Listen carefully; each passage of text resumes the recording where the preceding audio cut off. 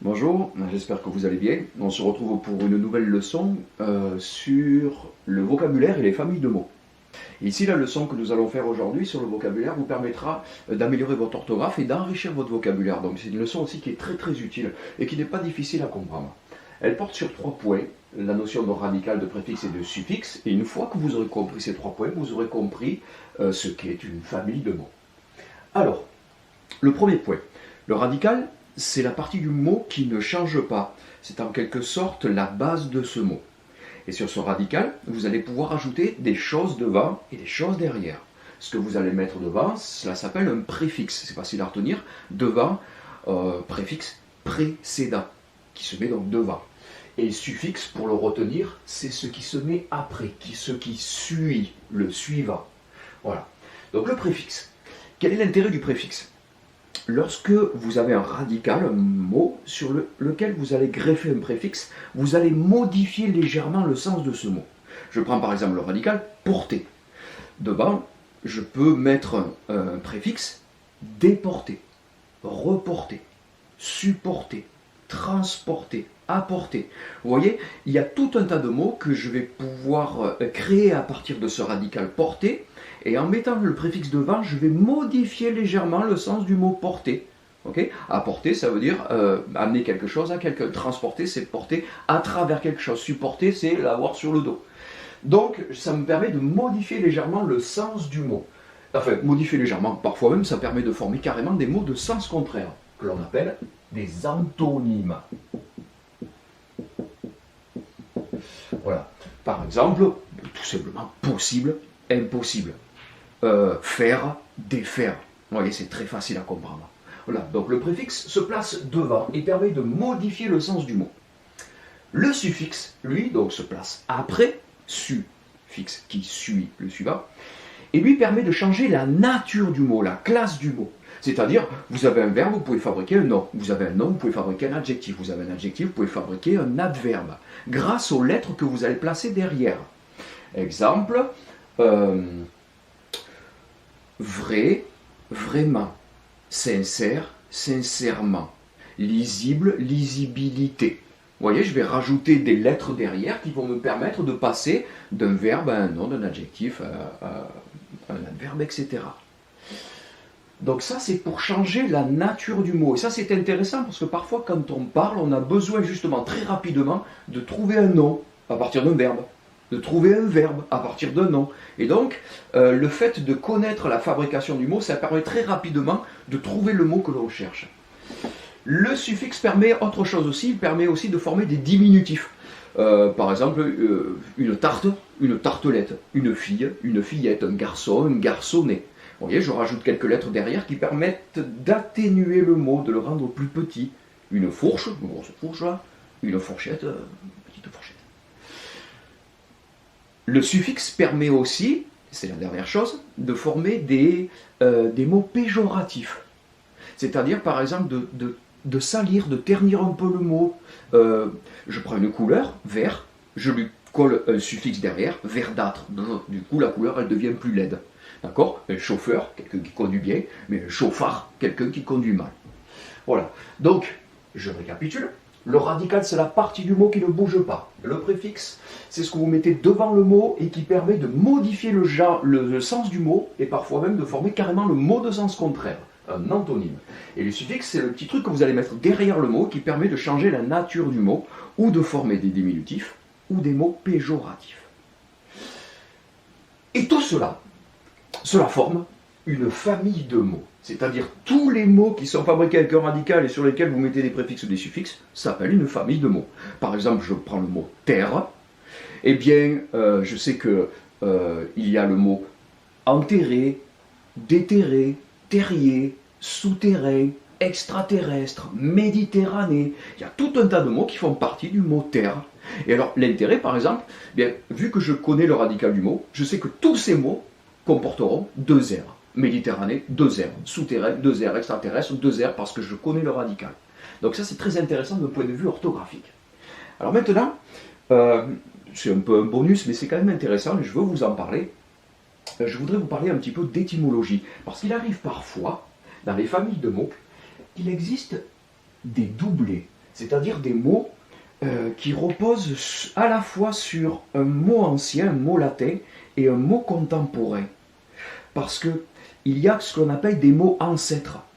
Et ces mots ancêtres, parfois, ils sont réapparus, ils ont ressurgi, et on les trouve dans une famille de mots à côté du mot contemporain. Vous voyez, par exemple, le mot maternel. On a l'impression qu'il n'a pas grand-chose à voir avec le mot mère. Eh bien si, flûte, c'est la même famille. Parce qu'en fait, le mot mère avant se disait mater en latin. Et ce mot s'est usé, s'est abîmé, et a donné le mot mère. Donc ces deux mots-là font partie de la même famille. Vous voyez, c'est comme si on avait un mot ancêtre, un vieil ancêtre, un mot très ancien. Et ça, c'est le mot contemporain, le mot actuel. Ça, c'est ce qu'on appelle un doublé. Je prends un autre exemple. Vous voyez, par exemple, le mot pétrifié. Ben, ce mot-là, il fait partie aussi de la famille de pierre. Ben ouais, parce que pétrifié, ça veut dire changer en pierre. Petra, c'était le mot latin qui signifiait pierre à l'époque. Donc vous voyez, c'était l'ancêtre du mot. Ben ça fait partie de la même famille. Mais ça c'est compliqué. Hein. Mais quand même, je vais vous donner une petite explication étymologique. Regardez ce qui s'est passé. À un moment donné, les Romains ont envahi la Gaule. Et les Gaulois se sont mis à parler romain. Pendant plus de 3 siècles, les Romains sont restés en Gaule. Mais les Gaulois, les Gaulois se sont mis à parler latin, romain, mais une espèce de latin un peu déglingué, un peu usé, un peu abîmé. Et petit à petit, ils ont usé les mots, ils les ont érodés. C'est ce qu'on a appelé, nous, les spécialistes, les linguistes, ils ont appelé ça l'érosion phonétique. Donc vous connaissez peut-être l'érosion. L'érosion, vous savez, c'est lorsqu'il pleut, par exemple, ou lorsqu'une rivière passe près des rochers, elle les abîme, elle les use au fur et à mesure. Ben, c'est ce qui s'est passé pour les mots, pour la prononciation des mots. On abîme les mots. Parce qu'en fait, on est tous un peu fainéants et on a tendance à abîmer les mots lorsque l'on parle. Vous-même, vous le faites. Vous voyez, par exemple, on sait qu'il y a des lettres qui sont plus faciles à prononcer que d'autres. Vous avez tendance à dire, souvent, ouais. Parce que c'est plus facile à dire que oui. Faites l'expérience chez vous, vous vous rendrez compte que I, vous faites un effort pour prononcer un I. Alors que E, il suffit de laisser tomber la mâchoire et il sort tout seul. Ouais. Un autre exemple, je ne sais pas. Si on vous laissait faire, vous finiriez par écrire je sais pas. Ok? Je sais pas. Au lieu de je ne sais pas. Ça, c'est de l'érosion phonétique. Sauf qu'aujourd'hui, on n'a plus le droit de faire cela. La langue, elle est bloquée, attestée. Mais à l'époque, personne n'allait à l'école, ou très peu, en tout cas. Et du coup, la langue, pendant des centaines et des centaines d'années, la langue romane que l'on parlait en France, donc, elle s'est abîmée, elle s'est usée, elle s'est simplifiée, elle a subi une érosion phonétique. C'est ce qu'on appelle une formation populaire. La formation populaire des mots. Et ça s'est passé pour des milliers de mots. Je vais prendre quelques exemples très simples. Regardez. Le mot terra, en latin, qui signifie terre, eh bien terra, c'était plus facile de dire terre. Hop, et allez, on le simplifie. Je prends un autre mot, le mot portam. Voilà, le M à la fin, pas facile à prononcer. Allez, porta. Le A, hop, il s'abîme, toujours le A, il s'abîme. Et il donne un porte. Vous voyez, c'est assez facile à comprendre. Et il s'est passé la même chose aussi bien en Italie que en Espagne, qu'en Roumanie par exemple aussi, puisque les Romains sont allés là-bas. Et donc du coup les mots se sont un peu abîmés de la même façon. J'ai trouvé quelques exemples. Regardez. Tout à l'heure je prenais le mot porte. En espagnol, puerta. En portugais, porta. En italien, porta. En roumain, puerta. Je le prononce peut-être très mal, je ne suis pas fort en roumain. Oui, je prends un autre exemple. Le vent. En espagnol, viento. En portugais, vento. En italien, vanto. En roumain, vent. Vous voyez, ça se ressemble énormément, parce qu'il s'est passé le même phénomène, mais on n'a pas usé les mots de la même façon. Alors ça, c'est ce qu'on appelle la formation populaire. Et puis cette formation populaire, elle s'est arrêtée au XVIe siècle, quand on a inventé l'imprimerie, puis quand François Ier, il a dit « Oh là, faut arrêter d'abîmer les mots comme ça, il faut que tout le monde parle de la même façon ». Parce qu'à cette époque-là, il y avait plein de langues, de dialectes différents de partout en France, parce que chaque région, avec son accent, avait abîmé les mots de façon différente. Il y avait notamment deux grands axes. Il y avait au nord la langue d'Oil, pour dire oui on disait oil, et au sud la langue d'Oc, pour dire oui on disait oc. Vous voyez, langue d'Oc, ça vous dit quelque chose? Bon, voilà. Et donc le roi, à l'époque c'était François Ier, a dit c'est bon, on arrête maintenant, tout le monde va parler le même français, et donc on va bloquer, et grâce à l'imprimerie, on va créer des dictionnaires, des encyclopédies, etc. Tout un tas de choses qui vont permettre de stabiliser la langue française. Et à partir de là, on a essayé à peu près de conserver, d'utiliser la même langue de partout en France. Mais il a fallu du temps pour que ça se mette en place.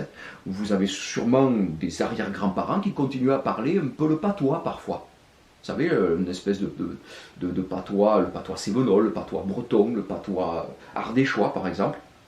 Eh bien, ces langues-là, elles viennent vraiment du latin. C'est un petit peu l'ancêtre de notre français contemporain, celui qui existait encore au Moyen-Âge par exemple. Voilà. Et à côté de cela, donc, il y a ce qu'on appelle des mots de formation savante, c'est-à-dire ce sont les savants qui ont fabriqué des mots nouveaux en allant chercher des racines latines. Par exemple, le mot mater, on est allé le récupérer et on a formé maternelle, maternité, etc. Donc il y a deux types de mots, et ces mots-là, donc, c'est ce qu'on appelle des doublés.